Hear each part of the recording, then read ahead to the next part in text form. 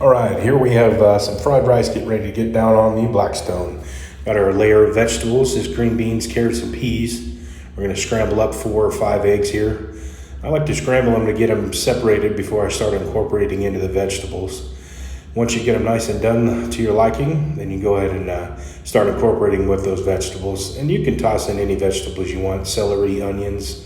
The sky's the limit. I just went with a frozen vegetable mix and then grabbed some fresh green beans because I like the crunch and the sweetness. And stick tuned here and I'll talk about a secret ingredient I like to put in my fried rice seasoning. And it's really a big hit, gives a nice good flavor.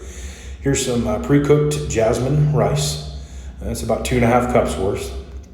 So I like to get that nice incorporated with the vegetables. And then we'll put down our butter.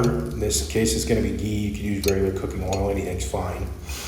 Get that incorporated with the rice, and I like to let it sit there for a little while and kind of get a little hard fry on that rice, give a little bit of crisp to some of those grains.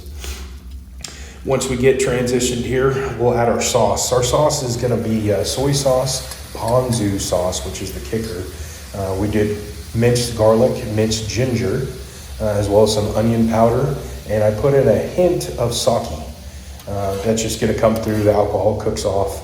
Mix this in really well, let all that get absorbed into the rice before you pull it off. You can tell right now this Blackstone is just money when it comes to making a dish like this, stir fry or rice. We did steaks just prior to this and those turned out fantastic as well. Watch out for that little hole in the back. I keep forgetting about it, knocking vegetables off. Anyway, so when you do go to pull your rice off here, a nice little trick that I learned was scrape it all to the one side and then you can scoop it out. Well, I hope you guys enjoy.